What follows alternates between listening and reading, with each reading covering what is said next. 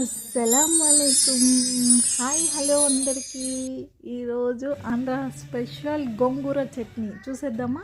ముందుగా గోంగూర తీసుకోవాలి, తర్వాత ఎండుమిరపకాయలు 10 to 15, జీలకర్ర, ధనియాలు తీసుకున్న తర్వాత కడాయి పెట్టి ఇందులో నూనె వేసుకోవాలి. తర్వాత ఎండుమిరపకాయలు, ధనియాలు, జీలకర్ర వేయించుకొని తీసుకోవాలి. తర్వాత ఆనియన్స్ కూడా వేయించుకొని తీసుకోవాలి. అందులోనే గోంగూర వేసి బాగా ఆ నూనెలోనే మగ్గనివ్వాలి.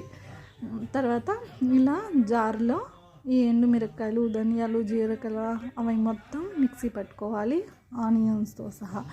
మనం ఇక్కడ బాగా మగ్గనిస్తున్నాం కదా నూనెలోనే గోంగూర, అందులో మనం మిక్సీ పట్టుకున్నాం కదా మొత్తం వేసేసి కారం బాగా కలుపుకోవాలి.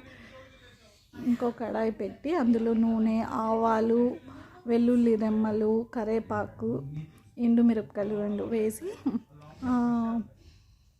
పోపు మొత్తం ఈ గోంగూరలో వేసి బాగా కలుపుకోవాలి.